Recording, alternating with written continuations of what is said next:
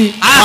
जेकरा माध्यम से हमने के ई सारा कलाकार जुटनी सो हाँ जी ए भोला बाबा के दरबार में बैठ के भजन भाव कोई सो भक्ति भजन बड़ा सेवा भइल बड़ा हमने के प्रोग्राम गौनी सब बजौनी सो हर गौनी सो लेकिन इतना श्रद्धा भाव बड़ा श्रद्धा भाव से यहाँ सब सारा लोग के मान सम्मान दिल बनी सेवा कोइले बनी सब है ये महाराज रुपया का हो रुपया का हो रुपया आज हमारा लगे बा कल रौरा लगे रही देखिए है रुपये हक मुड़ी में के सारा केस उड़ गइल बा श्रद्धा बात श्रद्धा भाव बरकरार हो परमात्मा से यह निवेदन रही चली चलते चलते में एगो सीजनलिए लय से काहे कि यही खातिर हुआ के बुलावल बा हाँ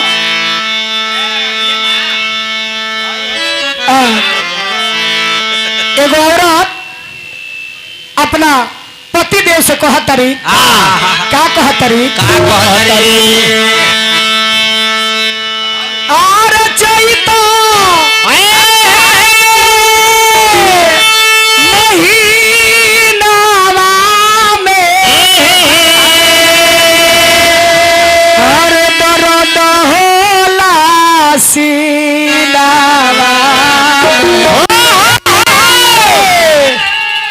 लहरी लग से ले आवा दवैया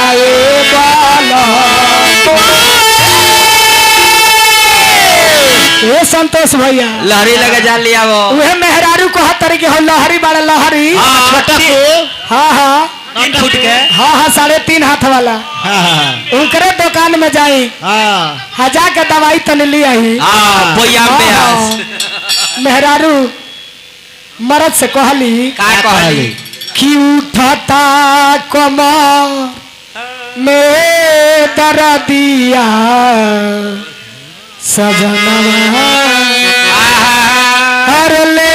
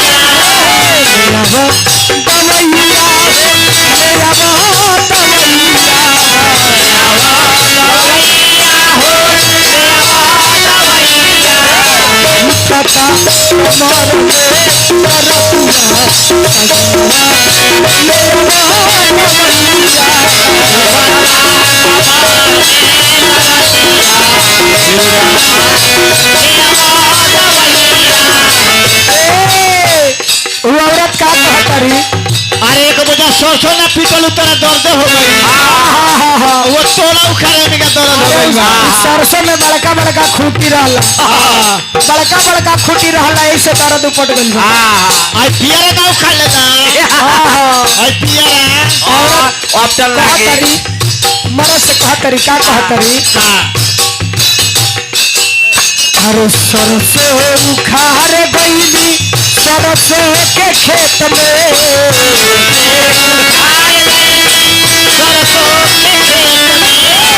सरसों उखाड़ गइली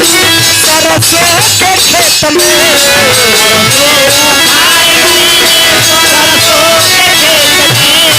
फलवा बरातिया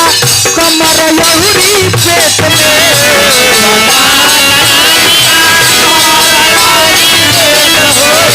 फलवा बरातिया कमर यौरी पेट में लहरी लग से ले आवा दवैया